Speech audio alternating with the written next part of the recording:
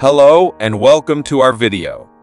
Today we are going to introduce the 8T project of the Elecrow Crowtail STEAM Edu Kit for Microbit Polite Kid, which allows the Microbit to respond to you through sound sensing. In this project, when you say hi to the Microbit, it will respond by displaying hello on the screen. Let's see it in action. Hi. We'll be using the Crowtail sound sensor, which is an analog sensor that detects the intensity of ambient sound and supports 3.35 V voltages. It converts sound into an analog signal and is suitable for use with development boards such as Microbit, which are widely used in projects such as sound-activated lights, noise detection, and audible alarm systems.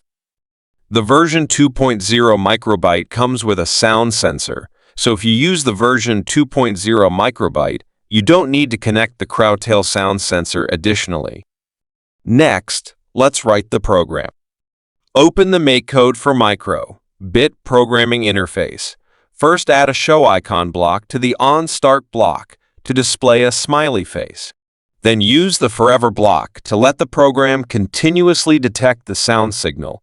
Read the analog input of the P0 pin the pin connected to the sound sensor, and display the hello string when its value is greater than 50.